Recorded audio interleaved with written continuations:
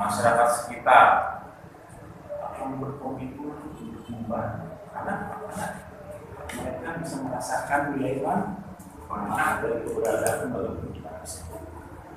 Terutama peserta didik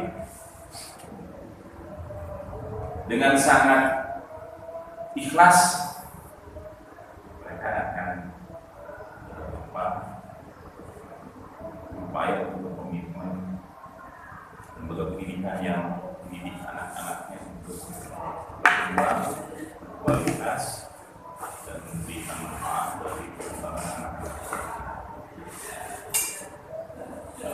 Jadi kalau dibandingkan begini, saya namanya di sini besar mana SPP dengan uang jajan anak sekolah.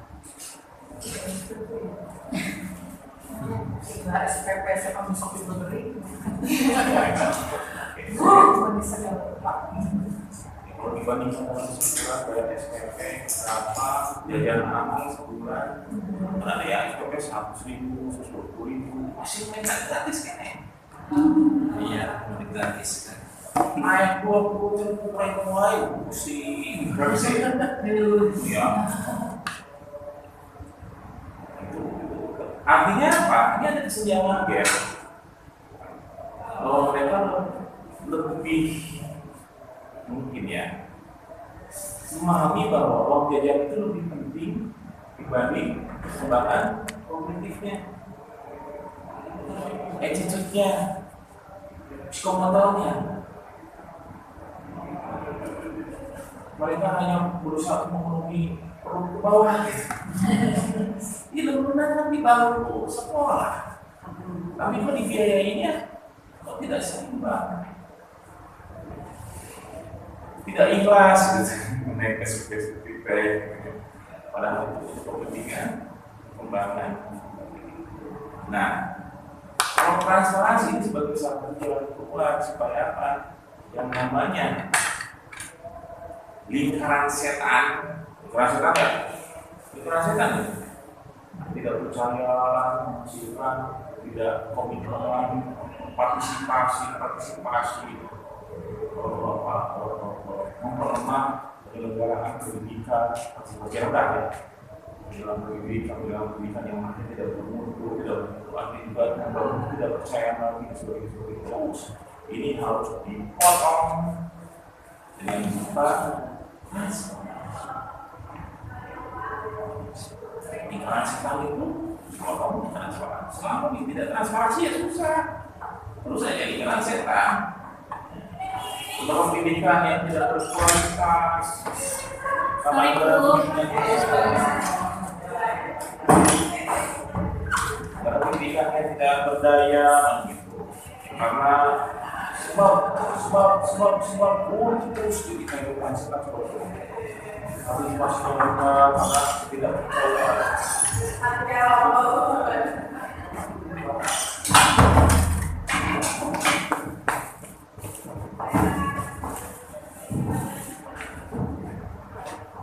Lagi-lagi pendidikan sebagai sebuah ekosistem tidak bisa berdiri sendiri, tidak bisa eksklusif, harus melibatkan semua pihak. Akuntabilitas dalam perspektif manajemen bisa dimaknai sebagai penggunaan dana yang dapat dipertanggungjawabkan dengan baik sesuai dengan ketentuan yang ditetapkan. Akuntabilitas terkait dengan pertanggungjawaban. Ini pun sama akan menghasilkan kepercayaan. Bapak Ibu, kepuasan itu dalam konteks pendidikan, stepping stone awalnya itu adalah kepercayaan dulu. Tidak ada yang namanya kepuasan tanpa kepercayaan. Lembaga pendidikan sebagai pilihan alternatif bagi peserta didik, artinya tingkat kepercayaan itu sebagai apa? Kalau ada dalam dunia nyata bahwa ada sekolah-sekolah yang favorit dan sebagainya. Favoritisme itu karena memang ada kepercayaannya tinggi di masyarakat. Kepercayaan pada aspek lulusan yang berkualitas dengan berbagai indikator, ya mampu bersaing, unggul dibandingkan lulusan sekolah yang lain pada aspek kualitas studi, pada aspek prestasi, pada aspek attitude-nya, dan sebagainya. Semangatnya, motivasinya, ya, tidak lulusan jadi beradab, jadi preman, kan? Bukan yang melakukan kekerasan.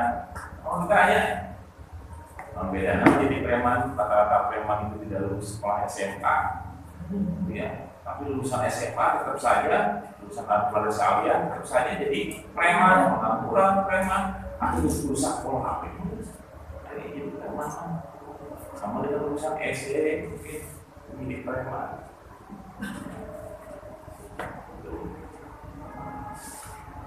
Awalnya dari kepercayaan dulu, kepercayaan, pelibatan di dalamnya dalam aspek berbagai hal utama dan itu lembaga pendidikan itu kalau misalnya akuntabilitasnya dilakukan dengan cara yang baik sehingga mendapatkan kepercayaan akuntabilitas publik yang baik, masyarakat percaya itu akan mendorongkan kalau ingin berbagai favorit dibuka saja proses pembelajaran seperti apa, jangan ditutup-tutupi. Maka sebenarnya dengan perkembangan teknologi hari ini ya, ada sekali peluang bisa melakukan akuntabilitas bukan hanya pada aspek pembiayaan saja ya, akuntabilitas aspek proses penyelenggaraan atau pelaksanaan pendidikan. Misalnya sekolah itu terbuka untuk bisa dilihat oleh siapapun, bermauan mau dilihat siapapun, bahkan kalau perlu aktivitas yang ada di sekolah itu diekspos. Banyak yang diekspos ya, tapi kebanyakan eksposnya adalah prestasinya, ujungnya. Oh, juara namun, siswanya juara namun. Tapi aspek prosesnya jangan sekali yang mengekspos. Ada yang mungkin juaranya karena memang drillnya spesifik, susah, itu yang ditutupi, gitu ya. Anak juara Olimpiade Sains misalnya, betul bisa jadi juara, dipilih dan belajarnya tidak belajar yang lain, itu saja drill itu berulang kita untuk persiapan menjadi juara. Belajar yang lain juga Pak. Prosesnya kan yang tahu ujungnya bahwa itu berprestasi. Tapi kalau lebih baik lagi, aspek proses kita pilih dengan cara yang berbeda dengan model sekolah-sekolah lain ketika mengekspos beberapa lulusan atau proses prestasinya. Saya kok bercita-cita yang sekolah itu yang namanya orang tua itu bisa melihat anaknya lagi ngapain, karena sebenarnya mereka itu yang berkepentingan terhadap perkembangan anak dan proses treatment perubahan perkembangan dari Indonesia itu adalah perempuan.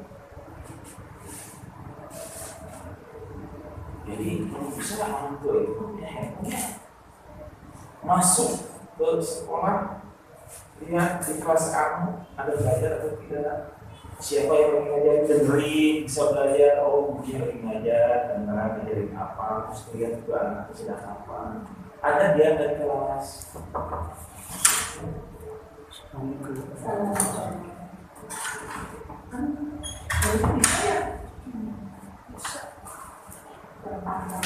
Bisa terpantau. Wah, anak saya ada kelas ini kok lagi belajar bahasa Arab, dari mana? Coba kalau probabilitas penanggulangan yang dilewati itu, contoh sekolah bisa nggak misalnya melakukan jam kos? Berani nggak tuh jam kos? Tiba-tiba anak-anak yang di kelas lagi pada bercanda, Bisa kelihatan banget sama orang tua, diperhatikan gitu sama orang tua. Daripada capek-capek kepala sekolahnya ada kan guru-guru atau para asuhnya, udah gitu ya, biar dinilai oleh masyarakat banyak. Wah, terus yang sekarang kami juga sebenarnya, wah kita masuk CCTV, mulai ada CCTV ada beberapa kelas. Yang kedua itu kan jadi dashboard proses kontrol itu kelas sekolah di ruangan itu lihat TV besar itu ruangan mana di dalam pos. Dan pun bisa diakses oleh publik orang tua. Teknologi hari ini sudah memberikan untuk stabilitas dan transparansi. Jangan melihatnya bahwa transparansi atau stabilitas itu pada aspek bumi makin lain. Hampir semua proses kasih manajemen pengelolaan. Asik ya. Nah, orang tuanya pilih kerja, Aisyah, lihat seperti usahanya sekolah, lihat ada video, ada kamera, pasang, klik, saya lagi belajar, saya lagi makan, saya lagi mereka tahu aktivitas anaknya dan diperlakukan, dilayani sesuai dengan. Jadi kalau seperti itu kayaknya orang itu aku ikhlas ya dari mana gitu ya benar dari mana itu terbuatan ini sudah apa ada belum tiga yang seperti itu sekolah Mungkin Pak, ada ya insya Allah untuk di Darul Ihsan ke arah sana sudah dimulai. Bekerja sama dengan organisasi atau institusi penyedia layanan karena dicoba sudah 3 tahun merintis itu mahal di server.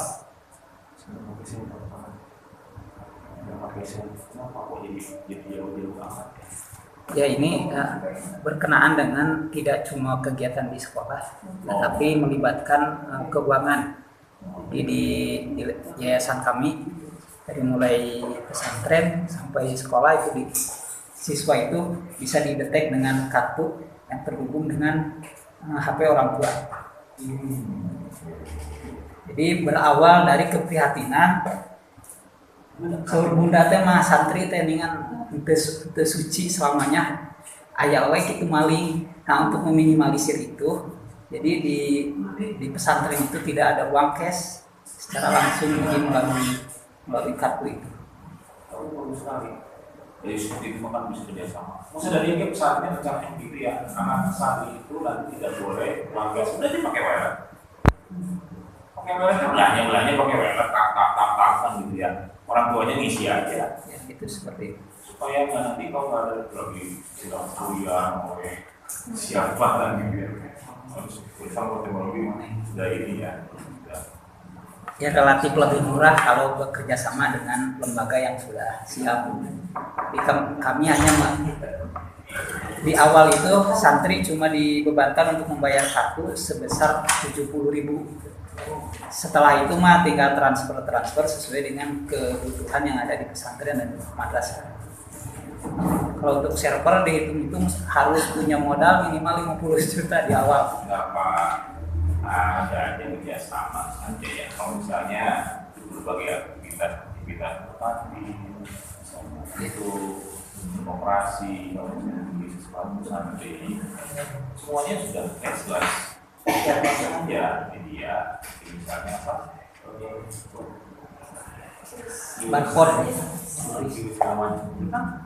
Ada yang kita pakai sekolah juga aja pak, bahkan juga jalan terus gitu.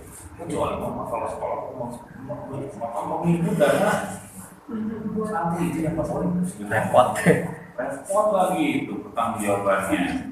Apa di santri kalau ada yang ngomong sampai pertanggung jawab. Kalau servernya nggak bagus, harus ada tim IT kan itu ada high cost.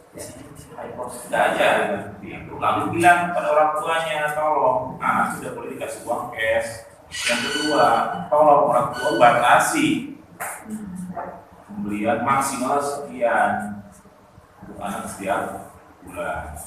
Karena juga banyak anak yang dikasih cash malah dipakai game. Jadi online jadi masalah itu ya. Jadi apa si cash ya kartu bagus pak digagas. Tapi jadi gini ya, jadi gini. Ini saya ngobrolin IT ya. Waktu kemarin saya ngobrol dengan penyedia IT developer namanya dari perusahaan dari Baru Sutek dulu tahun lebih untuk pelayanan learning management system maupun manajemen pengelolaan lembaga pendidikan dari mulai sekolah sampai perguruan tinggi. Jadi dikiranya kita ini orang-orang yang ada di bidang pendidikan tidak paham tentang bagaimana pengembangan IT dan kebutuhan serta investasinya. Padahal sebenarnya kalau kita paham memasukkan aspek teknologi itu tidak semahal seperti yang kita kira. Banyak sekali apps atau platform digital yang bisa kita manfaatkan yang tidak berbayar. Mereka nawarin tiba-tiba sebuah sistem yang bisa mengelola semua aspek, harganya 2 miliar, 1,5 miliar, 100 juta, 2 juta, tergantung dari paket yang kita. Padahal Pak, tidak semahal itu Pak. Kayak model begini, karena kita tidak paham aja. Contoh, seolah kita harus beli server. Beli server ke 45 juta. Pak, saya sama kamu bukan tahu kalau ngomongin server. Dulu memang sebelum layanan kecepatan internet kita tinggi, server itu hanya digunakan untuk LAN, total area tidak menggunakan untuk apa? Mulai itu sudah menunjukkan bisnis proses yang ada di sekolah kita, ada di setiap di tempat yang ada masuk ke dalam satu server, record data, penyimpanan data, pemanfaatan data dan sebagainya menjadi satu server. Memang mahal. 40 juta beli server digital, jaringannya dan sebagainya. Tapi hari ini daripada beli server, beli server 50 juta, tiba-tiba 2 tahun berikutnya harus ditanya lagi RAM-nya, storage-nya ditambah lagi, karena speknya server, maka spesial harganya. Gak ada yang namanya RAM server naik 25 itu teh 26 mega, harganya misalnya hanya 150 ribu, nggak ada. 5 juta, 4 juta satu keping, storage-nya juga spesifik. Akhirnya apa? Maintenance-nya, listriknya, belum lagi ruang server harus pakai AC. Ya. Terus ada orang IT-nya yang diem, yang bertanggung jawab pada hardware server itu, belum lagi yang menangani software-nya. Sekarang sudah saja sewa server sesuai spesifikasi yang kencang dan harganya murah, setahun 40 juta. Kita punya uang 50 juta untuk berapa puluh tahun itu kita sewa server tanpa harus mikir listriknya, AC-nya, kecepatannya. Dia kan pakai jalur backbone kalau penyediaan server, bukan kayak kita. Kita punya hanya IP public, bukan IP private, bukan langsung jalur backbone, jalur utama. Kalau penyedia server pasti jalur backbone. Jadi pertukaran data kecepatan dan sebagainya dijamin. Dan meskipun kadang-kadang saya menyewa server di Amerika, di Singapura, karena misalnya ukurannya ini semua mahal kan, dan speknya download gitu. Lebih rendah daripada yang di Singapura maupun di Eropa, di Belanda. Dari sisi kecepatan, lucu, server kita kan ada di Indonesia misalnya kita sewa, malah lebih cepat yang ada di sini, siapa dibanding bahkan dengan lebih cepat dari yang di Belanda. Bahkan yang paling cepat sebetulnya Rusia. Serius ya, cuman itu tadi Rusia itu banyak penjahatnya ya kalau IP. Kita agak sedikit ragu-ragu ya. Meskipun murah, tapi ya banyak penjahatnya yang agak nakal yang luar biasa gitu ya. Dan ada persoalan kan, apapun yang terjadi kan ngomongin jaringan data di muka bumi ini semuanya memang ada di kontrol orang barat lah, barat. Ada satu waktu jaringan Rusia ini memang ada mengambil ada persoalan politik dan sebagainya. Jadi saya belajar tentang IT pada sebagai orang IT. Tapi saya sedikit paham sekarang bagaimana cara efisien kayak model misalnya learning management system atau misalnya platform belajar bisa digunakan. Ada yang sebutnya Hirapot ada yang pakai itu kan gratis. Ya kita nanti sandingkan saja dengan berbagai platform tentang pengelolaan sumber daya manusia, keuangan, PDP, pakai jembatan-jembatan meskipun dibuat masing-masing. Kalau memang lebih aman masing-masing, kalau dalam satu integrasi platform yang ada, kalau ada kena hack masalah, semua datanya hilang, keuangan hilang, platform pembelajaran hilang, pengelolaan sumber daya manusia hilang, bahkan gaji orang juga bisa cakap-cakap gitu ya. Nah, si platform ini bisa bercakap jembatan servis. Dan itu murah bikin jembatan servis itu tidak seperti membeli sesuatu yang kedua. Kalau misalnya kita migrasi, oke, ada sekarang pengelolaan manajemen sumber daya manusia kita migrasikan dengan platform yang baru. Tidak harus mengubah semua aspek. Dulu cara mengajar penggunaan teknologi jadi berubah, harus dilatih lagi tidak seperti itu. Kamu dalam data keamanan yang dibuat untuk bisa memudahkan fleksibilitas pengembangan sistem. Jadi kayak ngomongin orang informatika saya apa ya artinya begini, teknologi hari ini sudah sangat membantu dalam membuat segala sesuatu ini bisa dibuat transparan dan efisien dan akurat. Utama apa? Untuk pengambilan keputusan. Setiap platform itu perlu dibuat dashboard sama eksekutifnya. Dashboard sama eksekutifnya itu yang menempel di ruang kepala kelas melihat di mana ruang kelas ibu berdatang saat ya di mana real time duit ini sebarang real time ya, bukan laporan bulanan hari ini udah masuk berapa nih. Oke, lalu kita capaian keberhasilan penagihan ada 50%. Oh ini yang kemudian paling banyak di mana nih? Oh sekelas bersama bagaimana kebijakan strategis keputusan segitu. Pada saat itu kepala sekolah langsung bisa begitu. Tolong yang bertugas ini kelas kayaknya belum disentuh nih, masih belum banyak yang diingatkan. Pada saat itu diantisipasi. Karena fungsi manajemen adalah melakukan proses pengendalian, bukan di ujung. Evaluasi bukan, tapi pengendalian kontrol itu pada semua aspek proses implementasi. Semuanya diantisipasi dengan cepat. Jadi pengambilan keputusan yang cepat dibasiskan pada data yang akurat itu akan berdampak pada efektivitas, efisiensi, pengelolaan, manajemen dalam sekolah. Jadi hari ini harus sekolah itu harus melek teknologi dan memanfaatkan sumber daya teknologi. Konteksnya mesin tadi memudahkan ya, mempercepat, membuat sesuatu yang lebih mudah untuk dilakukan.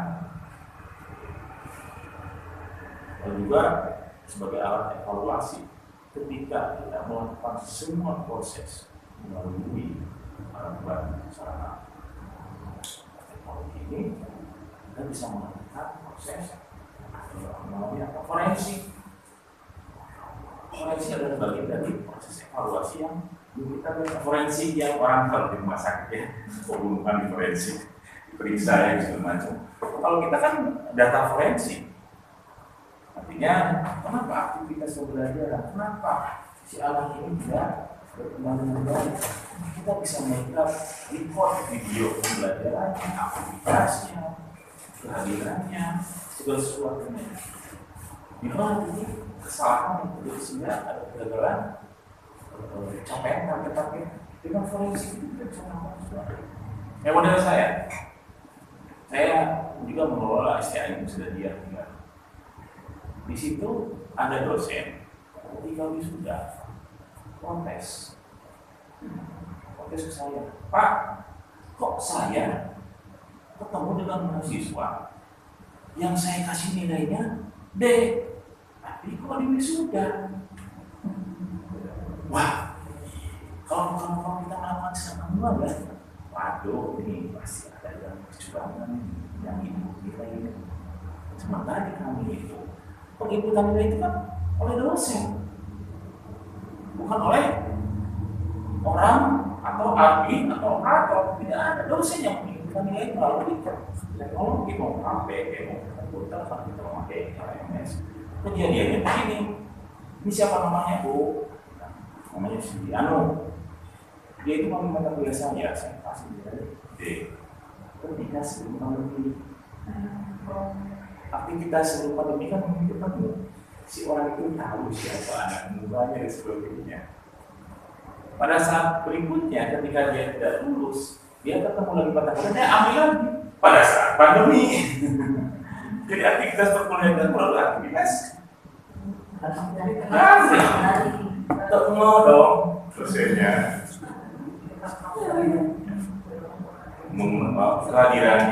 kehadirannya, presensinya ada, lalu juga kegiatan kuliahnya ada, pengumpulan tugas kalau misalnya kuis dan sebagainya ada, terus kasih nilai tahun berapa itu dan sebagainya. Kalau kasih nilai juga ada, saya bilang begini, Bu, Ibu merasa tidak memberikan nilai, Ibu tidak tahu anaknya yang bilang sampai saya begini loh, Bu, saya konferensi, semuanya ada konferensi. Bu, tanggal 8 Agustus nilai ini diinput di IP nomor sekian, IP komputer ya. Kita cek IP komputer itu di mana nih posisinya. Ternyata posisinya ada di ruang prodi. Dan ini prodi kan kita ketua prodi. Waktu itu dia udah diganti ya. Waktu itu kan itu ketua prodi komputer ini kan. Yang pakai jam sekian, jam 14 sekian. Lalu juga cek, nih anak ini kuliah, proses perkuliahannya. Ibu juga ikut kuliah, kehadirannya ada, ya aktivitasnya dia mengakses nilai, mengakses materi, ya, mengikuti conference, di LMS ada, hadir jam berapa, keluar jam berapa, di LMS kelihatan forensik sampai detik-detiknya ada. Aktivitasnya selama satu semester itu kelihatan banget. Hadir berapa kali, kapan dia ngabsen, di pertemuan pertama dia berapa ngabsennya, itu kan langsung disimpan di dalam database bukti hadir atau tidak hadirnya. Dia masuk ke dalam LMS, otomatis dia masuk, nama dia didaftarkan, dia masuk sebagai siapa, otomatis dia tercantum sebagai mahasiswa yang hadir di kelas pada saat itu. Forensik seperti itu, pikiran coba kita tidak punya teknologi, siapa yang dilakukan? Masih bisa dilakukan. Gara-gara dosen, gara-gara dosen sudah itu lemahnya. Jadi tapi pada saat dia itu sebel sama anak tersebut gitu ya, sampai apal karena itu bertaruh ketika wisuda tinggal di Mufana. Oh ini anak kok bisa dibilang saja terus. Sampai seperti itu, tapi akhirnya kita bisa selamatkan si anak tersebut. Wah, oh iya Pak, dia pintar dari Pak ya. Jadi saya nggak selalu ketemu dengan si anak itu ya, mungkin kadang-kadang tidak on cam gitu ya, itu dan sebagainya. Tapi aktivitas ibu yang masih bilang, dia dari fisiknya yang istilahnya juga masih ya, dengan seperti itu, teknologi memastikan kita bisa menyelamatkan berbagai melakukan forensik pada hasilnya. Kita bisa tes belakang, aktivitas yang melakukan rekam jejak digital. Kesadaran itu jadi begini Bapak Ibu ya. di depan saya, ibu sudah diam. Itu ya saya, kebetulan saya ada di sana. Jadi pikiran-pikiran ini sudah ada, bahkan ketika sebelum pandemi kami sudah PLMS, kita sudah memakai, kita sudah bicara dengan ini. Ketika pandemi, kemudian dimulai di rumah, cara belajar dan sebagainya, kita sudah biasa. Gitu ya. Bahkan sebelum ada pandemi, kita punya mahasiswa yang tinggal di Papua, bukan sudah jauh. Mereka mahasiswa dulu di kita, setahun tiba-tiba diterima kerja PNS di Papua. Lalu akhirnya pindah ke Papua. Setelah di Papua, dia tidak mau lepas, sayang ya. Belajar karena memang ini blended learning mempersilahkan melakukan proses pembelajaran real time. Jadi seperti ini itu ada komputer juga disiapkan buat kelas dosen masuk ke PLMS namanya etik. Di situ mahasiswa bisa aktivitas konferensi saling melihat mahasiswa yang hadir pada saat itu lebih pada mahasiswa yang hadir di ruang kelas. Orang kecelakaan aja juga patah kaki, ya di operasi di rumah sakit, kuliah, selesai. Lagi apa anda udah siap, udah baik kan, udah alhamdulillah pak. Absen terus nggak usah, namanya tidak habis selama 2 bulan kuliah, kasihan kan nanti nilainya. Perkembangannya. Ya, ini pak, aku mau seperti ini pak, kita harus treatment dulu sama ini dokternya. Hadir aja, dan teman-teman yang ada di dalam kelas itu juga cepat sembuh ya. Jangan komunikasi, kalau orang Papua juga sama. Bahkan dosen kita ada yang ikut suaminya ke Saudi Arabia. Tidak putus saja. Ada yang ikut suaminya ke Thailand, ada yang ikut suaminya ke Saudi Arabia. Saudara itu lumayan ya, cuma mereka punya 3 sukunya, yang 2 suku ada di sini baru jam 8. Tapi nggak ada masalah, bahkan sampai umur juga bisa sambil ngajar gitu ya. Oh ini lagi gimana? Ini di Cina Gawi, apa? Iya, kita cerita ini depan semua mahasiswa sudah sampai di dunia itu sudah les ya, sudah dekat sekali. Ada yang sampai 1 semester tidak pernah datang ke kampus dosennya. Tapi kenapa aktivitas pembelajaran melalui daring hadir, mahasiswa datang ke kelas, mahasiswanya datang ke kelas dibukain komputernya, mahasiswanya hadir untuk semua dosen bisa ngomong dan komunikasi ya seperti di dalam kelas. Dan senang aja mahasiswa itu, kalau ini yang bisa Arabia. Kalau umroh pas belajar, ya udah tanya nggak apa-apa, kita di kelas ini apa. Itu ceritanya itu sebuah pengalaman yang luar biasa. Dunia ini sudah sangat berbeda. Jadi tempat kami itu meskipun kehadiran luring juga dengan alasan kalau yang menjadi harus yang buat contoh biar jauh mungkin kemudian orang Majalaya yang kebetulan memang dia aktivitas sebagai seorang guru yang juga berusaha setiap kali di sela-sela dia mengajar, dia bisa ikut kuliah secara langsung. Lalu juga mahasiswa yang sakit, boleh dan yang kita juga punya mahasiswa dari mana? Cibalong, Singajaya sih Bogor Selatan. Ada 2 orang yang satu jadi guru, yang satu orang siapa terus tapi kalau ujian SMS balik ke kampus meskipun siap, meskipun TSUS-nya pun ada MS-nya dan bisa dari karena ini kalau dia yang sakit mungkin sedang ujian dia bisa dilihat kameranya yang diarahkan agak jauh supaya akan bisa terlihat kalau misalnya dulu buat chip ya atau chip dan sebagainya. Dan hasil ujiannya pun meskipun yang file yang aslinya ada dia harus scan foto dia akhir yang ujian dan harus kirim ke LMS-nya. Jadi dosen itu memeriksa ujian itu hanya kertas yang mungkin sebagai backup saja. Dosen itu kan di sistem melihat pemeriksaan jawaban mahasiswa itu enggak itu bukan krisis nilai langsung otomatis semuanya itu membantu masuk proses dan setiap aktivitas yang ada di dalam semuanya dari kelasnya kapan hasilnya, kapan bukanya, kapan tutupnya dan sebagainya. Ya, seperti itu yang saya kira kalau misalnya kebutuhan tinggi agama ya sudah jadi kantor kami di bidang teknologi. Tapi kalau ngomongin teknologi, saya paham bahwa kami kan buat teknologi tidak bisa bikin sendiri kan.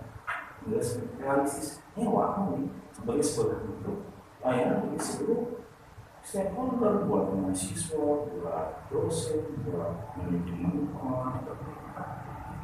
enak bu. Seperti musim-musim saya bertanya datang ke ruangan saya coba komputer, saya lihat aktivitas saham hadir ini ya oke saham tinggal mesin kau panggil ya, persentase kehadiran seseorang saya cek lah siap sebulan cuma hari sekian hari semuanya ketahuan proses pembelajaran siapa yang sesuai dengan jam mengajar atau tidak sesuai dengan jam mengajar yang mengajar jam 1 keluar bisa jam sekian. Itu kan ada report di LMS-nya, cek aktivitasnya, apa dia ngasih mahasiswa datang gimana dan sebagainya, terlambat dan tidak terlambat, bahkan ada analisis. Ada analisisnya, kita pelajaran sekian, kita kepatuhan kalau ini sekian ada. Analisis untuk apa? Kebijakan. Dibuat punishment pada sumber daya manusia. Di punishment dia siapa? Lebih 10% dari dana off itu dalam 1 bulan.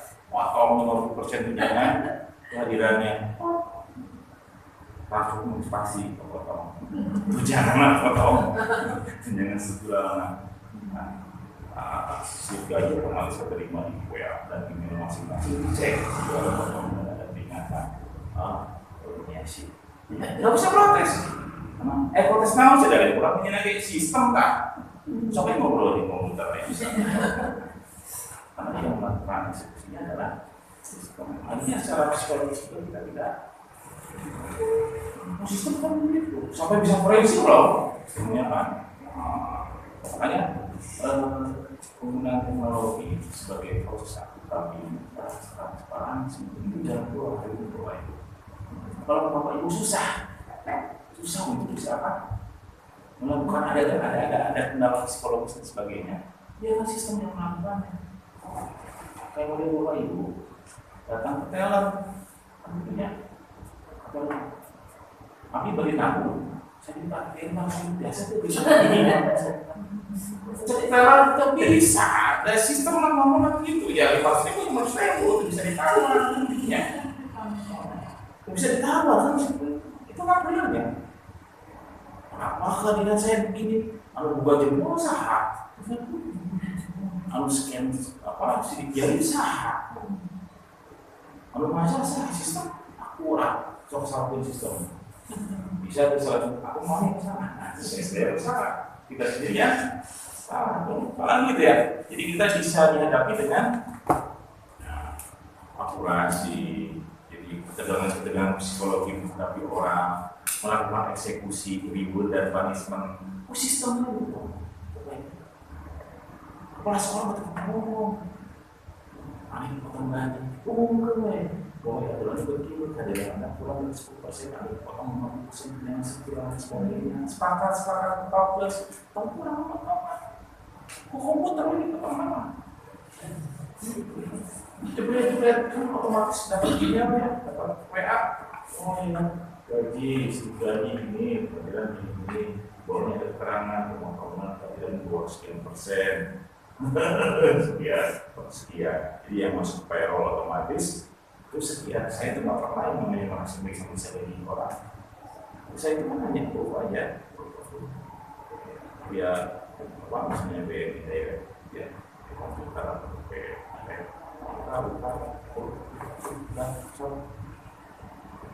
yang sudah nggak berkelas juga, udah nggak terima lagi itu di ruang layanan penerimaan keuangan. saya orang pun segala sesuatu juga bisa bertanggung jawab apa aja. Kata apa ini membuat 5 kilo orang. Nah, menurut saya, cuma sayangnya begini ya, memang kesulitan yang kita hari ini bermigrasi menggunakan teknologi itu adalah kendala apa sumber daya. Kita ini adalah generasi yang tidak pernah native dan tidak pernah dipelajarkan sebagai pendidik kita tidak pernah ada belajar mata kuliah misalnya teknologi pendidikan waktu kita zaman S1 sementara tiba-tiba kita harus dihadapkan dengan kondisi seperti ini yang pasti jadi kendala. Seperti intinya bahwa pemimpin pendidikan itu harus bisa melihat jauh ke depan. Kecerdasan kepemimpinan itu memang orang cerdas itu kan orang yang hidupnya dinisbatkan untuk masa yang akan datang, bukan untuk hari ini. Jadi kalau misalnya hari ini orang bekerja harusan untuk hari ini, bukan orang cerdas yang terlihat cerdas itu masa jadi cerdas itu ya orang yang mampu melihat yang hari ini apa yang sudah datang kebaikan di masyarakat. Jadi apa yang kita lakukan itu sekarang kita bisa nikmati, tapi itu menjadi jariah kita di masyarakat. Karena menanam ini baika, memberikan ilmu kayak guru itu kan ya, guru itu jariahnya luar biasa. Tapi juga dosa jariahnya juga sangat luar biasa jika Bapak Ibu tidak memberikan contoh yang baik, tapi jadi anak-anak yang pemalas, jadi anak-anak yang tidak disiplin, jadi anak-anak yang tidak jujur. Kenapa? Karena gurunya yang tidak memberikan contoh yang seperti itu. Tapi kalau gurunya memberikan contoh yang baik, jujuran, dan sebagainya, mereka menjadi orang yang disiplin, lalu menjadi orang yang bermanfaat di masa yang datang. Tidak ada bagian investasi yang tidak ada. Nah itu, jadi ya kapabilitas bisa didorong dengan teknologi. Dan sebetulnya ada bahasan tentang peran teknologi di dalam manajemen perusahaan software kita. Ya, bagaimana teknologi bisa baik semua ya mengelola pendidikan tidak bisa dengan cara ya, sudah ekstraordinari harus dengan cara-cara terhadap ini bisa berbuat cepat mobilitas, melalui apa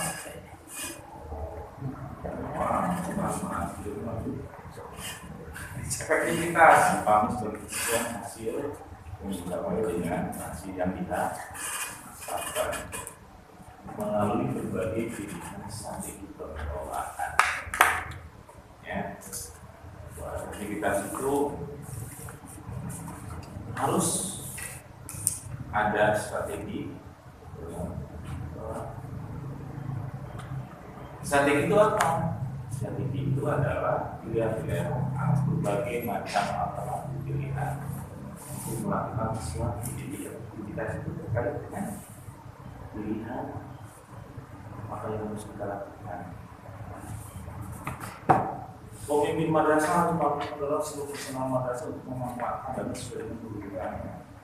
Pembiayaan pendidikan sebagai support system untuk memastikan implementasi dari perencanaan strategis yang sudah disusun atau dibuat itu bisa terlaksana sesuai dengan kebutuhannya dengan baik. Efisiensi, harus efisiensi pengelolaan dana pendidikan. Perbandingan terbaik antara usaha dan hasil yang dicapai, efisiensi memiliki kriteria yang mengikuti pelaksanaan cara tertentu tanpa mengurangi tujuan atau cara termudah untuk mengerjakan, cara termurah untuk biayanya, cara yang tersingkat untuk waktunya. ringan bukan terpelek. Ya. Jadi efisien itu terkait dengan cara.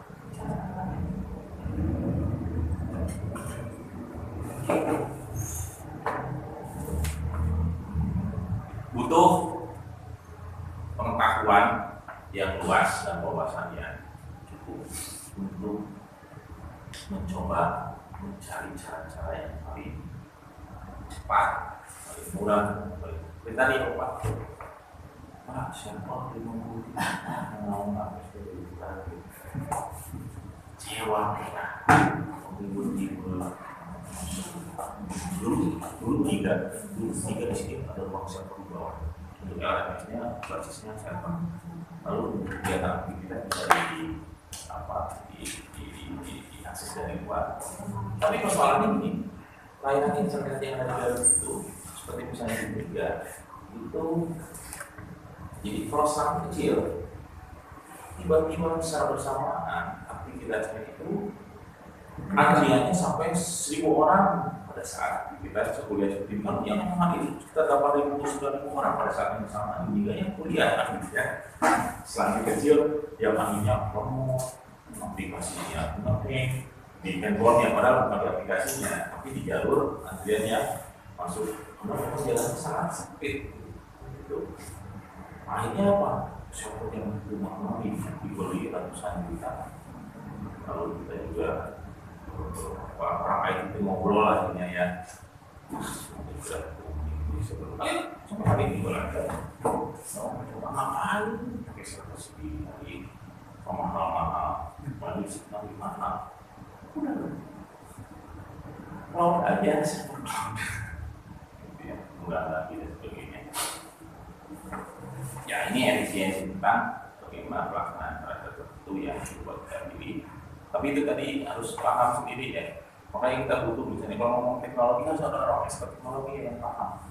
Kalau enggak nanti dikadalin.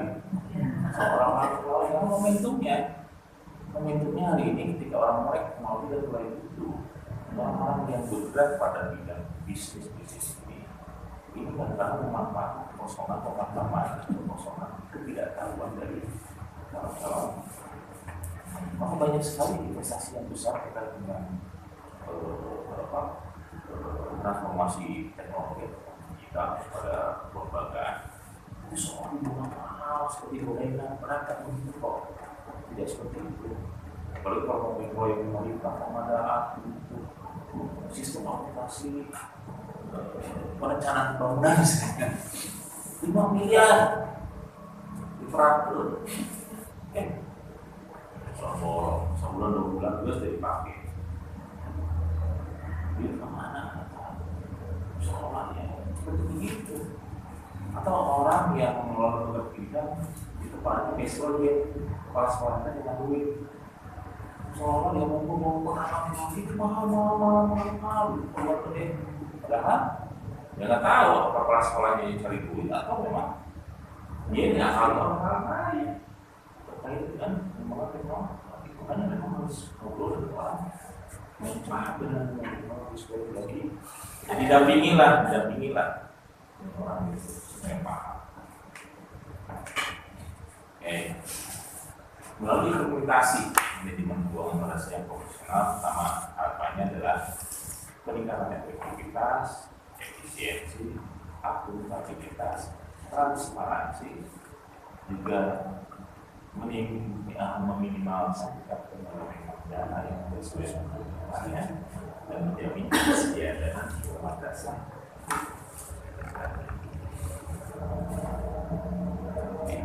Tingkat penyelewengan semakin sedikit atau yang kita maksudkan sesuatu yang bukan penyelewengan, tapi nilai utilitas dari penggunaan dana itu berdampak bermanfaat optimal. Setiap rupiah itu memiliki dampak, bukan pengurusan yang kedua, maka akan begitu banyak yang bisa kita lakukan dengan uang yang sedikit. Karena kalau menghitung duit sedikit banyak itu tidak cukup siapapun. Tapi kita pinter-pinteran pada memang prioritas mana yang kita pilih untuk korbankan di mana itu, dan supportnya di sebelah mana arahnya. Kalau prioritas pilihan yang dibuat, jadi kecerdasannya dari sana. Paling kalau saudara itu orang kaya tapi bodoh juga sekali itu habis. Tapi orang nyebut bahwa saya tidak punya modal, saya punya modal otak. Dengan berbagai cara dia bisa menghasilkan beratus kali lipat kalau kita dibanding orang yang tidak cerdas. Bisa menjadi kaya secara cepat karena kan kecerdasan mereka. Karena syarat untuk menjadi pemimpin kepemimpinan itu cerdas. Cerdas artinya dia paham tentang apa yang dihadapi, dia tahu bagaimana melakukan sesuatu, mempersiapkan apa perkembangan kepemimpinannya di masa yang akan datang. Dia bercita-cita dalam mewariskan sesuatu. Ya, itu apa? Kalau dalam konteks manajemen, ini kalau ngomongin jalur, mau kita lewat jalur agung atau lewat di jalan hiburan, kita akan dengan siapa? Siapa bupati ini hiburan atau budaya? Jadi sebut sudah lagi ya? Oh, oke.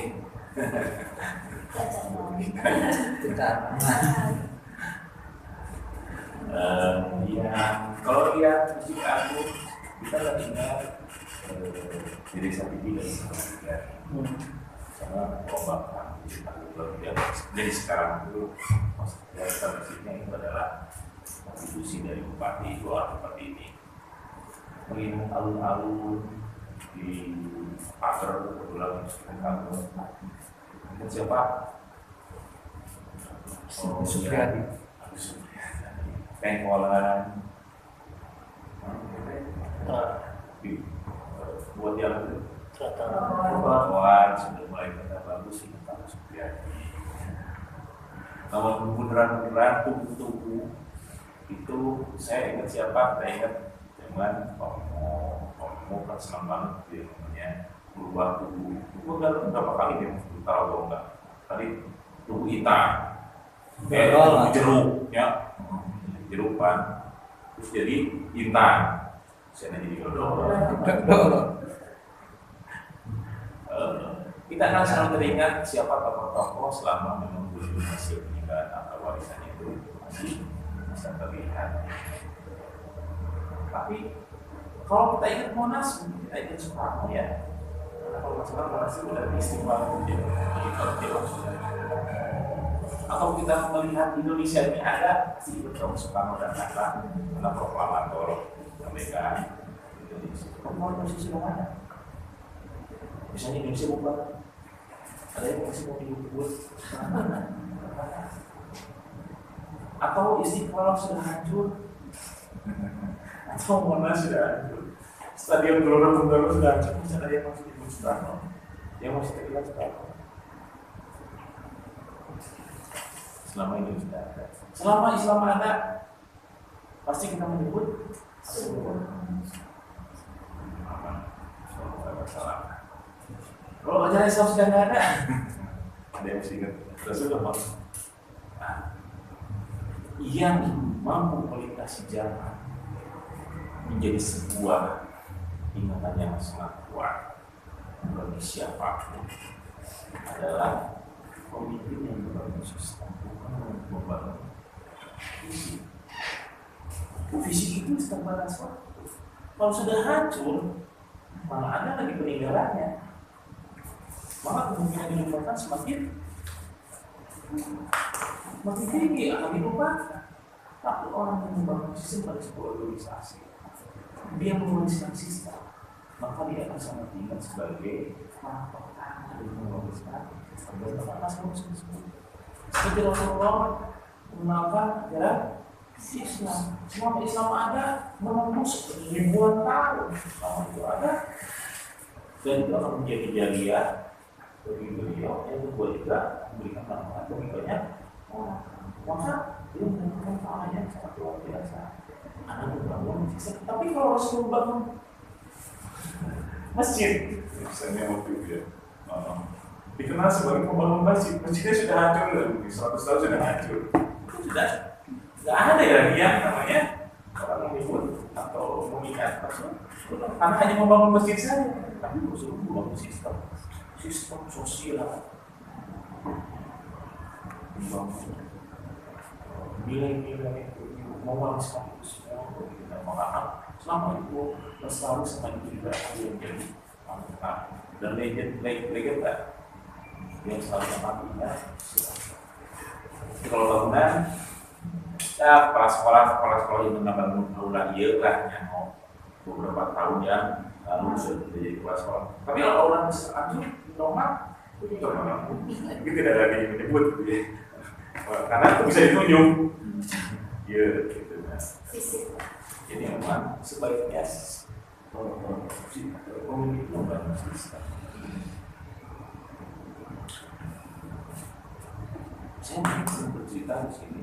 Tidak itu kan baru sekali sama-samanya tidak apa-apa samping dunia luar biasa juga jumlah sampingan luar biasa banyak tapi ketika dia tidak berubah juga sampingnya ngomong-ngomongnya hilang lagi-lagi bahwa dari tubuhan sebuah jalur satu ya apa namanya tinggal balong yang sekali balongannya bangunan tanah kosong bahkan masjid lagi jadi rebutan warisan sampai ke pengadilan oleh ada yang seperti itu ada dan itu tidak sedikit banyak. Kenapa? Karena memang kadang-kadang perhatian itu berfungsi sistem sistem manajemen keuangan ada di dompetnya. Jadi kalau kayak nama duit pasangannya habis sama terus kan lebih kafe perpustakaan nasional ilmu pesantren ini mah kiai meninggal sudah bukan lagi milik institusi hilang. Yang kedua lupa juga melakukan manajemen kaderisasi, anaknya tidak dipersiapkan, tidak boleh dipercaya untuk bisa menjadi kader penerus lembaga yang dirintisnya. Jadi berpikirnya pendek.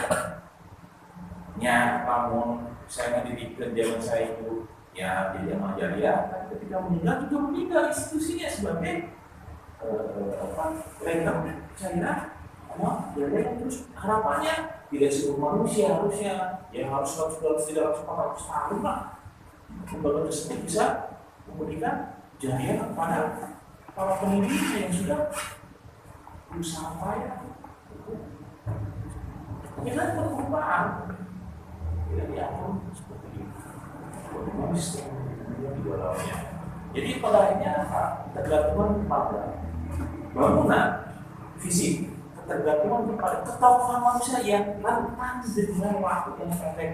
Manusia pendek usianya, masa produktifnya pendek. Bahkan pun pendek, jangan sekali dengan kita yang bisa belas 100 tahun. Jangan ke sana warisannya, tapi warisannya kepada nilai-nilai, kepada sistem yang diatur semua orang, atau pada fondasi-fondasi dasar visi besar yang nanti bisa dikembangkan oleh generasi berikutnya. Maka tidak akan pernah, maka tidak akan pernah habis itu lama. Itu mengkader orang-orang itu maksudnya apa? Supaya organisasi ini tidak dikaderkan.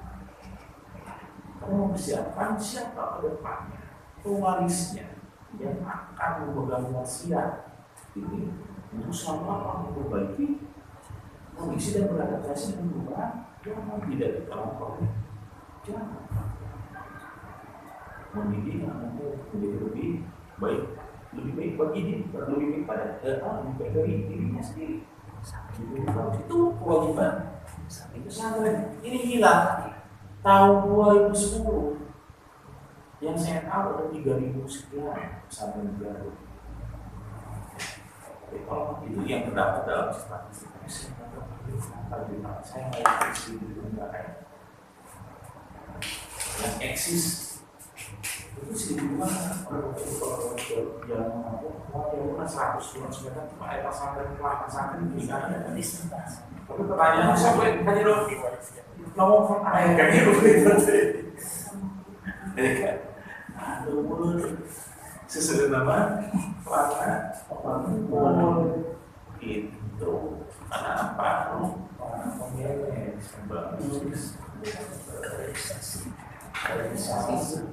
persiapkan mereka untuk bisa menerima tanggung jawab yang lebih besar pada zamannya yang akan datang dengan tangan yang lebih besar.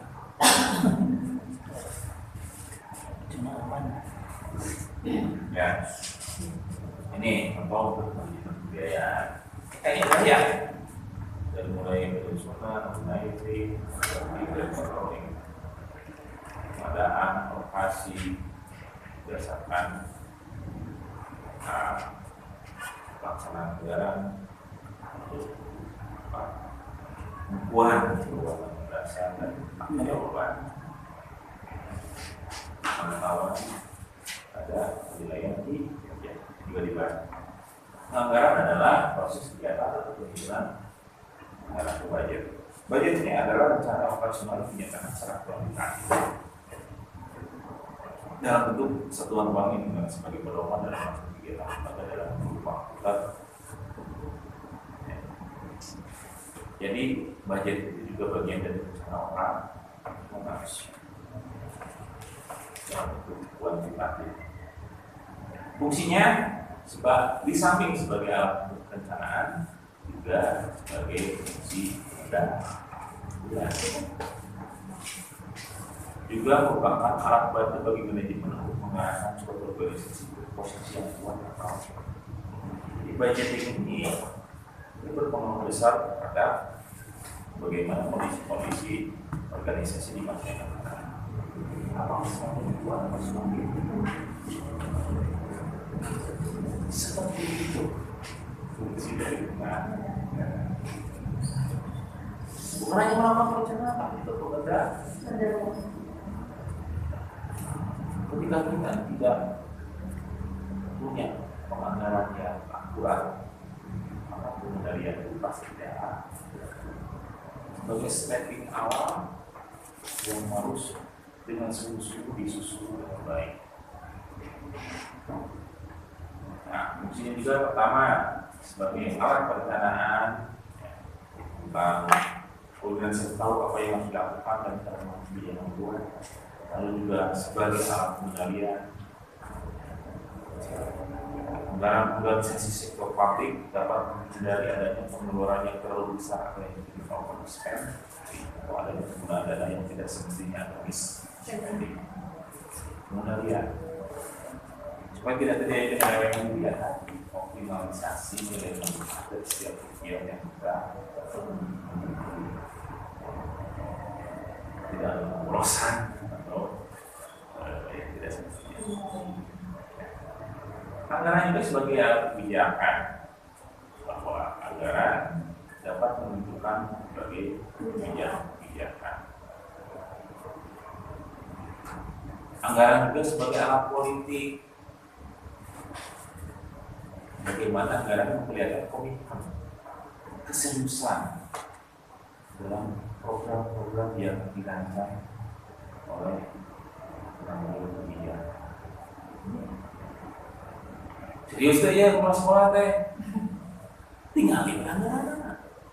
Jadi serius itu. Anu kopi pasnya mah kasih serius. Itu serius. Iya, kalau gitu ya. Serius itu. Tidak melakukan rencana scanning dan berbunuh atau check up. Mungkin evaluasi diri lihat mana yang diangkat dari yang sebelumnya sudah berbagai aktivitas yang dirancang secara rinci dan sebagainya itu terlihat ini pemimpin sekolah ini punya komitmen benar. Kalau ternyata sebetulnya komitmennya bagus kan bodoh ayah mengerti misalnya untuk mengembangkan rencana pelaksanaan. Nah,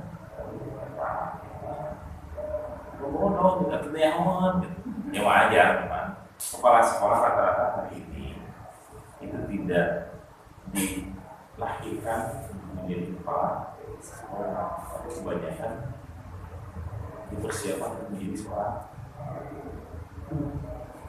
Sudah sama. apalagi kepala sekolah tugas tambahan disepelekan itu tugas utama harusnya. Kalau mau disebut profesional, titik utama kepala sekolah yang profesional itu ya harusnya mencari apa?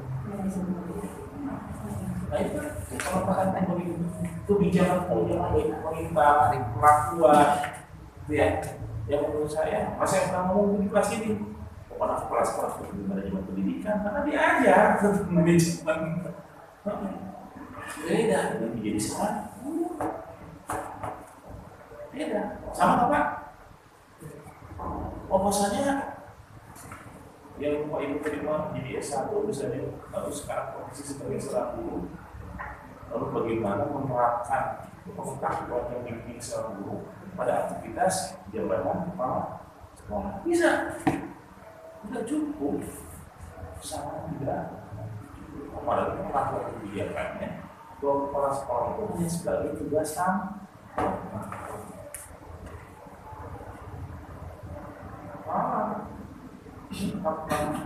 organisasi nggak akan pernah dikelola dengan baik kalau kepala sekolahnya sebagai jabatan sudah saja kepala sekolah aja dia fokus pada aktivitas pengelolaan organisasi guru kepala sekolah meskipun sudah mulai ya sekarang ada sertifikasi pelatihan untuk sekolah dan sertifikasi ya kan itu kan kesadaran kita melakukan transformasi jembatan menjembatani kenyataan bahwa kepala sekolah itu memang tidak dipersiapkan sebagai kepala sekolah, maka harus calon kepala sekolah harus melakukan pelatihan calon kepala sekarang ini kalau lulus baru dapat sertifikat sebagai kepala itu bagus ya tapi yang harus dikedepankan udah aja kepala sekolah itu adalah jabatan bukan fungsional jangan dilakukan lagi suka aja fungsional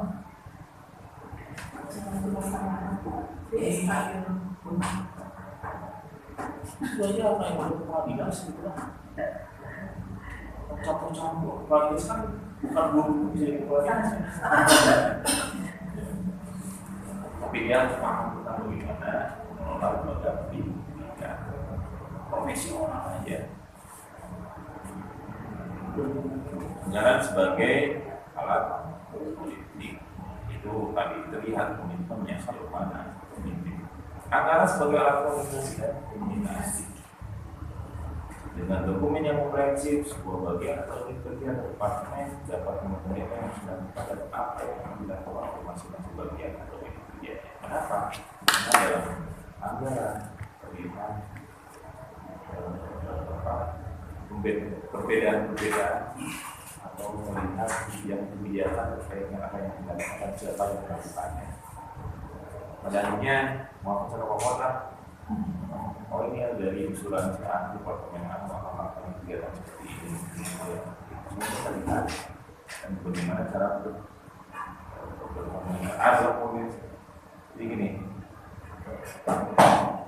mengelola memanage sebuah organisasi itu, setiap aktivitasnya itu pasti ada korelasi untuk menyelesaikan sebuah masalah yang dibagi dalam bentuk siapa melakukan apa. Gitu ya. Kan lihat sekali siapa yang melakukan apa, bagian mana yang sudah diselesaikan, bagian mana yang orang lain akan selesaikan. Ini menjadi bagian yang penting terkait dengan solusi atau penyelesaian permasalahan yang di dalam organisasi. Jadi terlihat di dalam dokumen A, ya, dilihat siapa melakukan apa, koordinasi seperti apa. Anggaran sebagai penilai kerja, artinya anggaran sebagai sebuah ukuran yang bisa menjadi patokan apakah sebagai sebuah unit atau bagian yang telah target bagi tempat pelaksanaan aktivitas pembangunannya. Di sebuah bidang, sebuah bagian sudah diberikan alokasi rencana anggaran dalam implementasinya sejauh mana dari misalnya serapan dari anggaran, lalu dampak dari anggaran. Nah, cuma persoalannya begini, sampai hari ini budaya organisasi kita yang sekali melakukan dampak dari sesuatu yang sudah kita kerjakan. Sekolah sudah mengeluarkan biaya misalnya 1 miliar dalam semester.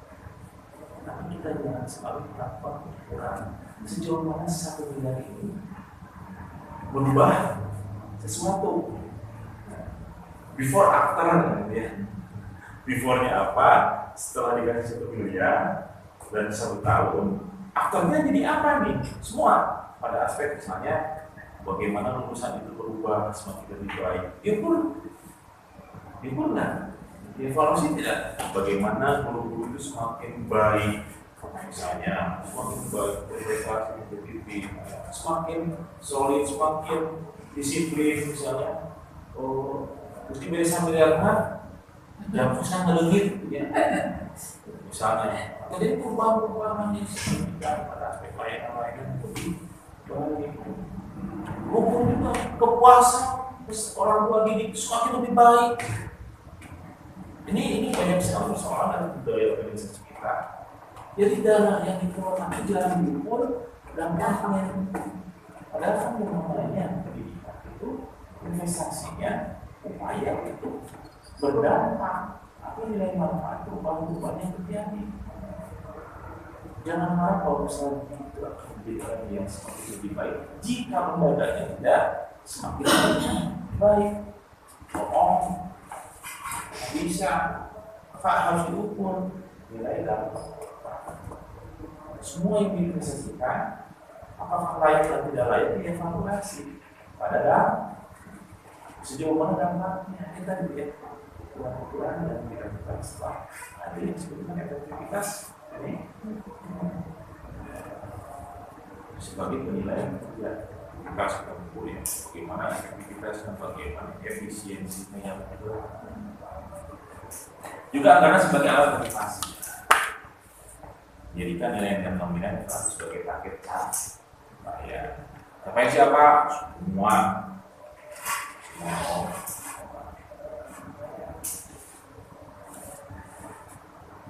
Jadi kalau misalnya anggaran sudah disiapkan dan tahu itu sudah dianggarkan, rata-rata departemen unit yang terkait dengan program yang sudah dilaksanakan itu akan mempersiapkan diri dan akan pasti dengan sungguh-sungguh ya. Berbeda dengan misalnya kan dia kosan atau berjen karyawan suku. Tapi kalau sudah jadi kebijakan anggaran, semua dilaksanakan bulan kita sudah siap-siap motivasi dong. Kemudian untuk motivasi karena sudah. Tapi yang kecewa itu kalau tidak tiba-tiba tidak. Kebijakan negara terkait dengan kenaikan tunjangan. Tidak dong, curi-curi bunga. Tapi saya nggak yakin kalau belum ada Rengkol. Anak-anak, ayah tuh ya kan? Dibayar. Ini bisa tinggal ayah tuh. Guna ayahnya. Terus ayah, oh ini pasti dia baru, guru pasti semangat. Tapi kalau dia ngomongkan saya, Jangan dulu percaya. kamu percaya kan itu ya? Tapi ya, kecuali kamu jelas dalam distribusi APBN, sektor pendidikan, kesejahteraan guru melalui pendidikan yang sekian persen dari sekian dari sekian, informasi sudah valid, sudah ditandatangani oleh Menteri Keuangan. Ya. Oke, baik tadi. Prinsip dan prosedur anggaran. Pertama, adanya pembagian kewenangan dan tanggung jawab yang jelas dalam sistem organisasi. Perencanaan yang disusun akan baik jika bahwa prinsip-prinsipnya di dalam organisasi ada pembagian kewenangan dan tanggung jawab. Susah nanti kalau yang dianggaran karena tidak ada pembagian kewenangan. Di IC dari pelaksanaan anggaran itu adalah kepala sekolah, tahun itu terus. Karena gaya waktu bidang siswaan, sarana, numeri persekolah, sarana bahasa, ada sistem akuntansi modern pelaksanaan. Lalu ada penelitian dan analisis mengenai organisasi. Itu wajib ya, karena akurasi dari hasil. Kelebihannya simpel dan mudah dalam pembuatan sebagai platform standar platform untuk bisa mengeluarkan biaya. Keduanya kelemahannya tidak membantu dalam pengambilan keputusan seperti misalnya melakukan evaluasi harga, lalu untuk hubungannya dengan mencapai suatu program. Ini yang tidak spesifik. Kenapa? Kalau misalnya gaji, ada program misalnya pengembangan kompetensi guru, ada disebut gaji guru, disebut gaji guru saja. Lalu pertanyaannya, sejauh mana gaji ini menjadi bagian dari pengembangan kompetensi guru? Padahal kan salah satu pengembangan kompetensi guru itu adalah memberikan motivasi misalnya, memberikan semangat. Gaji adalah bagian dari faktor yang bisa mendorong termotivasinya guru untuk meningkatkan kompetensi. Jadi tidak diterjemahkan seperti itu kalau misalnya menggunakan lain bagian. Tidak dapat menunjukkan hubungan seperti itu tadi, hubungan antara masukan dan program dengan luaran. Tidak menganalisis metodologi, juga tidak mengarahkan pada hubungan dan tidak terhadap tujuan suatu program. Ya, memang simpel, jadi rinci, cuman itu tadi gambaran besar dari model anggaran seperti ini tidak menggambarkan sebuah kebijakan yang saling tersambung sebagai sebuah sistem untuk tujuan tertentu. Berikutnya ada yang disebutkan program budget system. Bentuknya mengorganisasikan sejumlah besar pengeluaran menjadi rencana yang tidak konkret, merangsang rencana tahunan dan evaluasi prioritas langsung dan pelaksanaan rencana dan menghindari sentralisasi yang berlebihan, menumpuk keputusan itu ada di tingkat di program budget itu biasanya SKPD kalau pemerintahnya itu mereka melakukan usulan program kerja yang diusulkan untuk menjadi bagian dari SKPD kabupaten. Apa saja program-program misalnya dari setiap SKPD diwujudkan dalam kebijakan anggaran dan mereka melakukan sesuai dengan program yang sudah disetujui dan yang tadi tidak ada sentralisasi. Bupati atau kepala sekolah intervensi yang dilaksanakan oleh sekarang bagian-bagian yang ada juga performance based budget, pengelolaan keuangan melalui analisis yang teliti serta memproses data yang akurat, penyusunan anggaran yang rinci, sistematis, sehingga terlihat gambaran minimal before after, sehingga bisa terukur dan dapat diukur.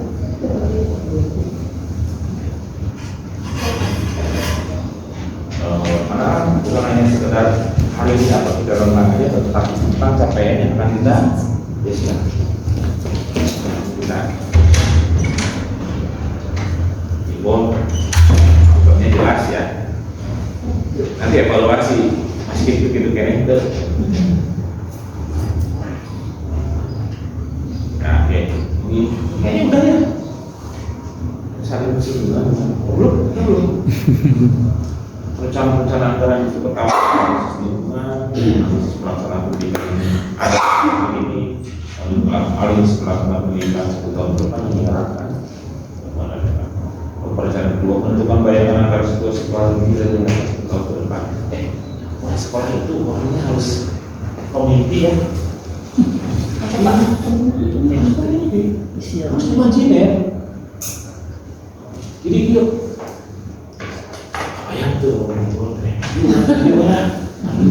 Apa yang siapa yang bulan Januari kurang lompat cetin harus bangunan lagi kemarin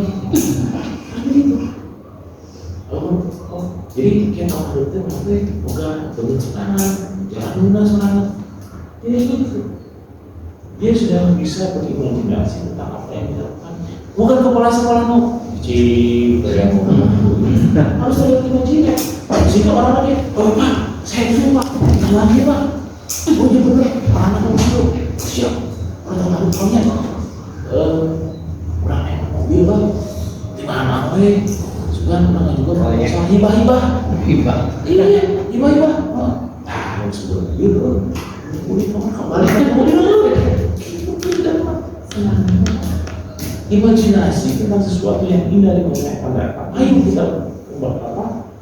Sehingga orang termotivasi untuk misalnya, ya Pak, ini proposal besok kemana? Kalau nama sudah punya mobil, kira sebuah mobil kurang, iya, memang harus begitu. Dan itu selalu terjadi. Kami itu tukang mimpi ya, padahal itu tukang mimpi. Masaku itu tukang mimpi. Pak Yuni tukang mimpi. Itu kalau ngomong mereka mimpi semua. Tapi alhamdulillah ini dari perjalanan yang sudah lama habis semuanya terwujud. Orang mau itu harus udah ngobrol gitu. Orang misalnya kisahnya dengan begitu, begini proposal itu, iya orang yang jadi awet perencanaan. Cukup kan itu kan. Terus kebayang saya misalnya informasi wah dapat hiburan begitu emang harus begitu harus memberikan suasana yang semuanya berimajinasi tapi jauh-jauh dari gitu artinya setahun ini apa yang harus kita lakukan semua kita ya diskusi bahkan imajinasi karena itu melepas lelah karena membayangkan sebuah hasil yang akan kita capai pada saat atau waktu yang akan datang. Kayaknya indah, kayaknya indah. Semua akhirnya, apalagi kalau misalnya progresnya before afternya dan terwujud, senang benar.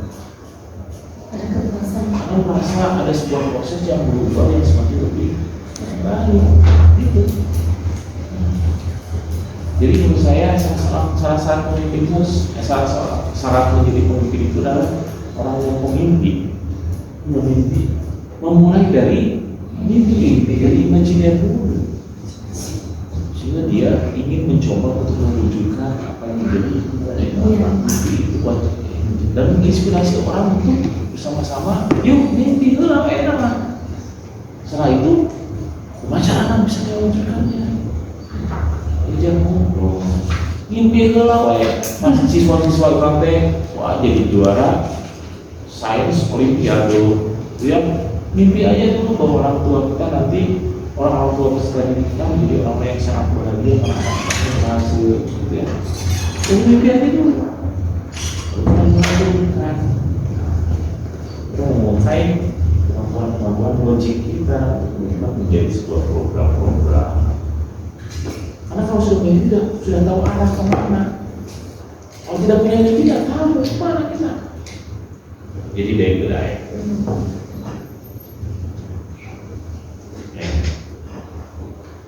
Merumuskan tujuan dan mengidentifikasi fungsi atau urusan-urusan sekolah dan memberikan kesiapan. Cek perencanaan tingkat kedua.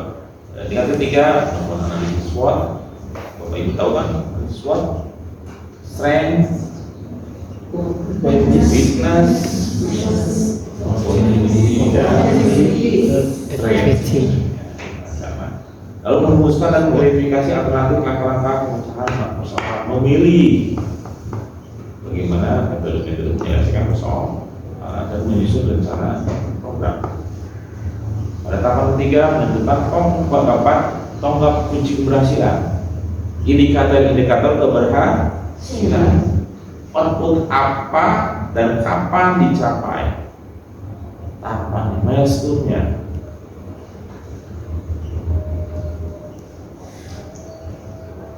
Kita tahu indikator capaian ketika kita bidding. Ya, balik lagi, kalau saya pengen ke Bandung, kita tahu kita sudah sampai pada saat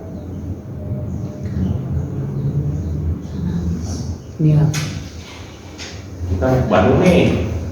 Ya, target saya sampai di Bandung hari ini. Indikator apa yang memastikan bahwa saya ini sampai ke Bandung, bahwa saya sudah sampai ke Bandung? Imajinasi perjalanan rencana. Iya, kondisi apa yang memastikan bahwa kita sudah mencapai tujuan? Merealisasikan rencana. Indikator itu ciri-ciri bahwa kita sudah sampai tujuan, sudah sampai ke Bandung. Ya, pasti jalan selamat datang di kota Bandung. Kurang ini anak foto dong. Bandung. Nah, orang sampai Bandung ya. Itu kan indikator. Kita sampai di Bandung. Makanya ketika perencanaan ada gambaran indikator kalau saya sudah sampai capaian itu. Contoh misalnya begini, menargetkan sederhana misalnya jumlah siswa yang diterima di tahun akademik yang akan datang. Jumlah diterima siswa direncanakan 400 dengan berbagai program-program yang supaya diarahkan mencapai target 400. Ketika kita mencapai target pada saat 400 itu setelah sudah PDB jumlah siswanya sudah 400, bahkan lebih. Kalau di bawah 400 berarti tidak mencapai target. Itu maksudnya indikator itu yang seperti itu. Gambaran di mana posisi kita yang mengindikasikan penciri utama mencapai target-target yang sudah direncanakan sebelumnya. Ada gambaran deskripsi yang jelas. Itu sudah tercapai. Nanti itu sebagai alat untuk melakukan evaluasi. Sudah enggak di kondisi seperti ini? Sudah enggak di posisi seperti ini? Sudah enggak di jumlah seperti ini? Melihat sejauh mana pada akhirnya nanti apa data itu, dokumen itu akan dijadikan sebagai alat evaluasi untuk penilaian kinerja saja. Ya, biasanya itu anggaran.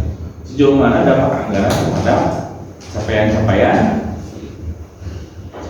kinerja itu, capaian-capaian perbaikan atau perubahan. Menyusun rencana biaya, bisa dana, alokasi sumber dana dan sebagainya disusun ya. Setelah ada target capaian dan sebagainya disusun, lalu menyusun rencana pelaksanaan dan kapan akan dilaksanakan dan analisis sistematik Bapak Ibu kan bikin tesis, ada dong rencana jadwal yang saya studi bulan Januari, Februari, kapan dan sebagainya. Sampai dengan kapan?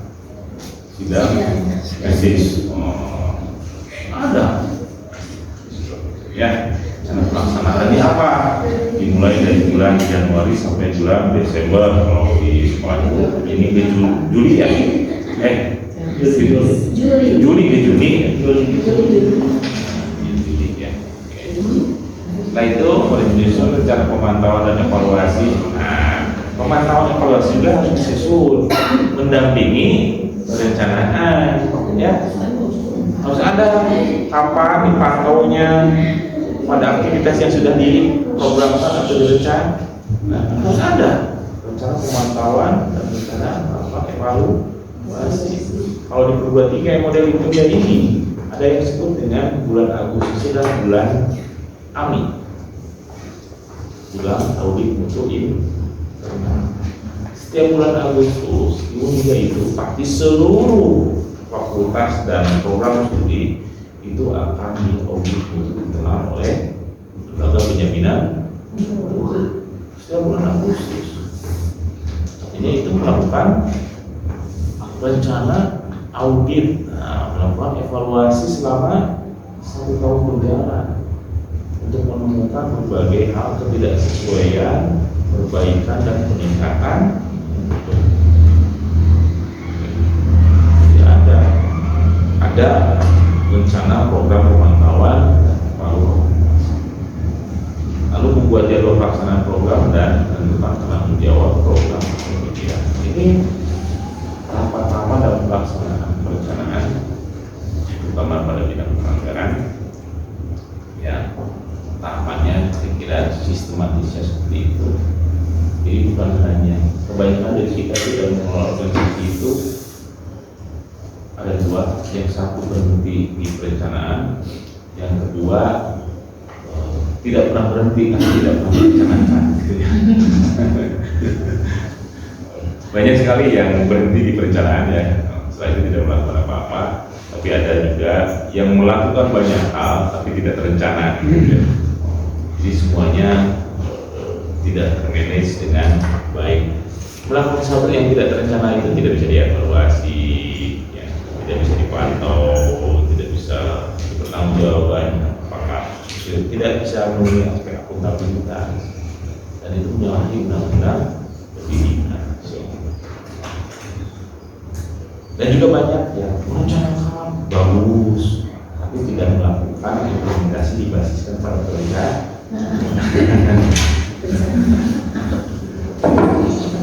Maka kalau seperti itu sebetulnya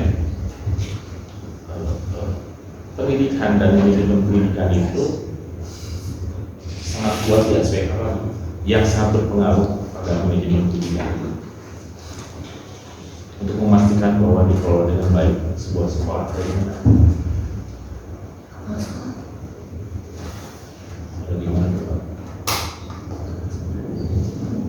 Ada di kepala madrasah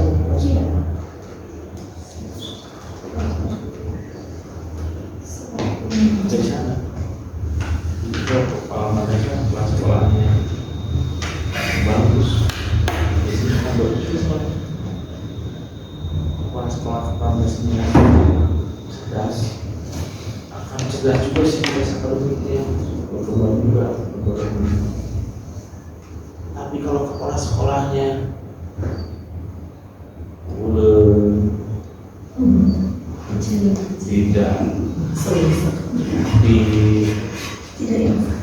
tidak inisiatif yang boleh dari inisiatif,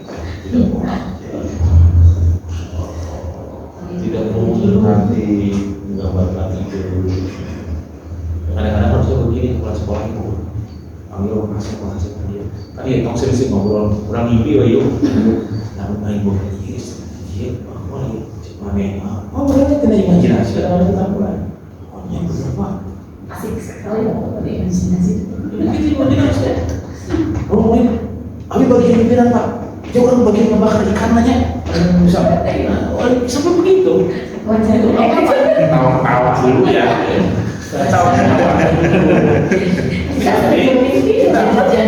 jadi juga secara bersama-sama karena imajinasi bersama itu bersama-sama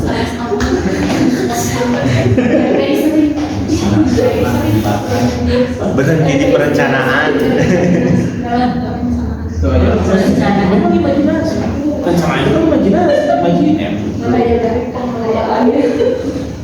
Kita berhenti di perencanaan. Kayak tadi kan, ada lembaga pendidikan itu berhenti di perencanaan. Ada lembaga pendidikan itu yang tidak pelaksanaan apa mereka tidak bagus cuma dua hal tadi gitu ya. Maka kuncinya ada di karena driver yang menentukan arah itu adalah pemimpin. Sekolah dari Cilacap di Kursi Tajuran Umar Subirno. Sekolah bisa mencapai tujuannya Umar Subirno kalau ternyata jalan. Salah, supirnya salah. Bahkan Cilacap diguling, itu bisa maju, itu bisa mundur, cicingan jenjen di tempat, gitu ya. Atau mobil mau mogok itu ya tergantung. Tergantung memperlakukan kendaraan. Ya, semuanya sebagai sarana saja. Tapi apapun yang terjadi, orang yang mengendalikan itu yang punya pengaruh yang baik buruk terhadap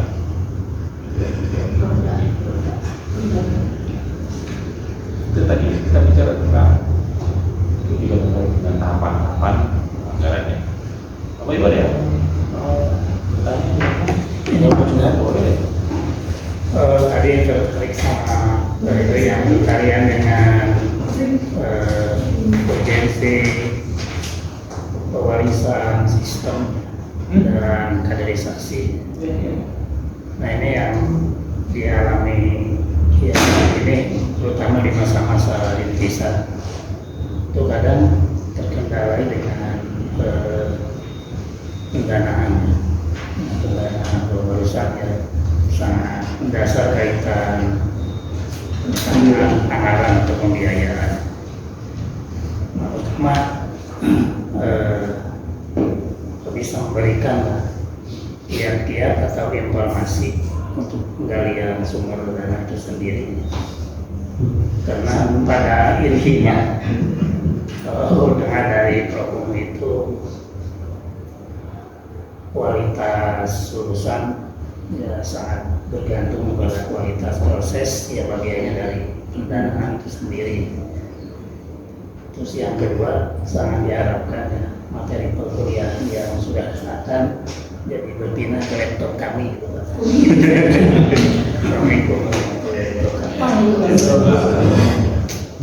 Kalau nggak betul kalau nggak di share materinya. Iya, memang pembiayaan pendidikan itu support system ya sebagai elemen yang sangat menentukan. Mungkin ketika ketemu awal dengan saya, Pak Ibu ada kerugian. Ini education as a business ini profesional tuh orang. Mau dengan orang tuh dapat tempat gratis. Bingung ya. Mungkin awal-awalnya, tapi kan setelah kita berjalan jauh, ternyata dari berbagai masukan, informasi dari para besar, profesor tentang bagaimana mengelola pendidikan. Ini ada memang itu bisa, tidak ada biaya. Gratis harus saya harus sama mereka mau gratis itu, mari makan gitu ya. Jadi saya bukan ngomong pragmatisme ya, tapi kan ada persoalan di pragmatisme dengan idealisme yang terjadi. Kita hidup ini di dunia nyata, bahwa idealisme dan berbagai konsep dan sebagainya tentang bagaimana pendidikan itu bom gratis itu kan dibom sama kita seolah-olah capaiannya bisa sesuai dengan harapannya. Padahal enggak. Program itu adalah jalan keluar dari kondisi sulit. Yang sebetulnya capaiannya itu sesederhana mungkin hanya untuk misalnya wajib belajar sekian tahun, bukan pada aspek yang lebih jauh bicara tentang kualitas pendidikan dan sebagainya. Bapak Ibu, posisi hari ini kita bicara bos ya. Itu hanya pemenuhan kebutuhan minimum pendidikan yang secukupnya, standarisasi bisa berjalan ya ala kadarnya gitu. kebutuhan ini bukan kebutuhan yang memenuhi standar yang lebih baik, hanya sekedar ya mutunya yang standar gitu ya. Akhirnya juga harus ada orang-orang yang berpikir lebih jauh untuk pemenuhan kebutuhan pembiayaan pendidikan yang lebih baik. Maka betul Pak, menurut saya salah satunya pemimpin pendidikan di sekolah itu harus orang yang kreatif. Contoh misalnya begini, yang saya tahu seperti misalnya di Eropa, di negara-negara lain, di barat sana, untuk menjadi rektor, aku ya kalau kita ada aku yang mau jadi rektor, duit penerimaan datang sama duit penerimaan kira-kira yang diterima dari siswa dengan jumlah sekian SPP-nya 1 miliar Pak. Program mana berapa? Pembiayaan pendidikan 3 miliar.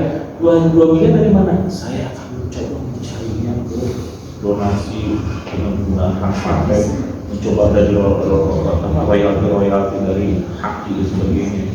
Pokoknya kerja semua dengan dunia industri, ya, mendapatkan riba untuk bisa memenuhi kekurangan buat kita.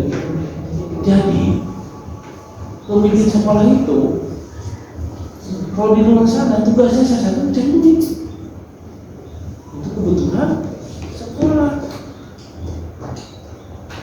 Kalau di kita orang yang menjadi kepala sekolah jadi pemimpin sekolah ketinggalan yang ada di jeruk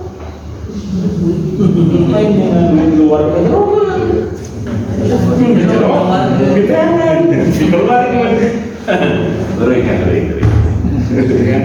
makanya saya bilang itu tergantung pemimpinnya. Kita harus hati-hati pemimpin terutama apa? Terutama niat di belakang.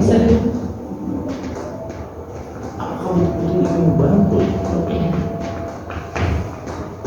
Kalau misalnya itu siapapun yang bisa memberikan suntikan dana untuk kebutuhan pengembangan lembaga pendidikan, makanya saya ingat perubahan dari UIN Jakarta menjadi luar biasa. Saya ingat benar Profesor siapa? Profesor Azumadi Azhar. Ketika beliau menjadi rektor UIN Jakarta, apa kerjaannya coba lo itu? Nggak ngantok duit, bertahun-tahun bergulingan, katipur tenang. Aduh baik katakan ada yang aku baik, jangan dibaik, kayak aduh ini segala macam. Kebetulan kalau Jakarta terus bukan luar biasa di Jakarta, kita peran rektor. Dengan duit memastikan bahwa mendevelop, mengembangkan ini. Makanya tadi tengah nih kepala sekolah jadi guru yang ajar, dengan duit lah. Dan itu keluar, saya ngajak proposal penguringan berbagai jejaring dengan politik dan segala macam supaya apa? Supaya sekolah itu semakin lebih berdaya, tidak memandang sumbangan, karena pasti orang tua siswa sampai bisa membangun menjadi lebih begitu. Harusnya begitu, jangan kita membeli sekolah, yang keluar dari Pak yang jauh, kalau di jauh berarti ya kan? Di jauh lah. Yang harus kita begitu, temanya di luar. Tapi mereka di luar di seluruh. Ya begitu Pak. Jadi inilah nanti ya orang-orang yang punya inovasi